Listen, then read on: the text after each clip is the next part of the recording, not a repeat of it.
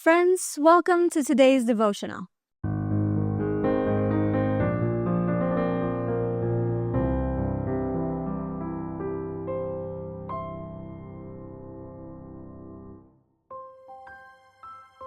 Our Bible text today is found in 2 Corinthians 12, verse 9.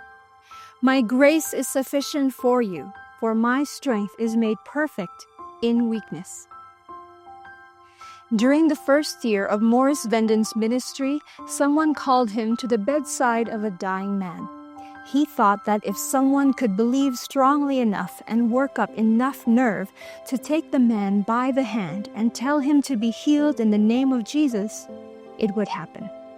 After they had prayed and anointed him, Venden looked around among the older people to see who would have the courage to do such a thing. And guess where they were all looking? At Venden. And according to him, everything went black. He couldn't do it. He mumbled some pious cliches to the effect that God doesn't always answer prayer immediately, that sometimes it's later on, and he beat a hasty retreat. The man died, and he thought he had killed him. There is probably no other time in the work of a minister when his personal relationship with God is called into account as closely as when he is asked to pray for healing for someone in need. Many of us have held the opinion that the determining factor in whether or not a person is healed lies almost entirely in the faith of the one making the request. We have felt that if a request for healing is denied, it is most likely because the faith of the intercessor is somehow lacking. Perhaps this idea has come from the few instances in the life of Christ where he commended the person healed for his or her faith. But we need to remember that faith is trust in a person, not in answers we expect to receive.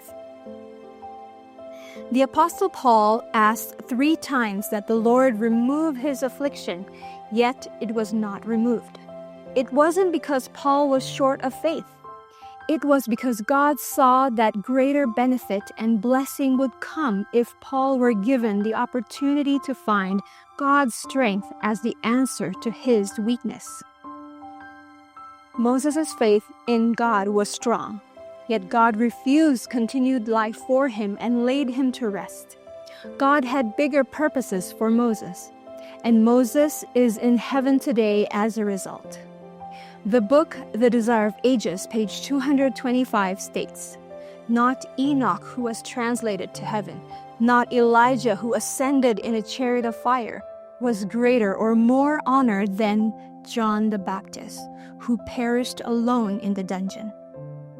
Genuine faith in God trusts him just as much in the good times as in the bad.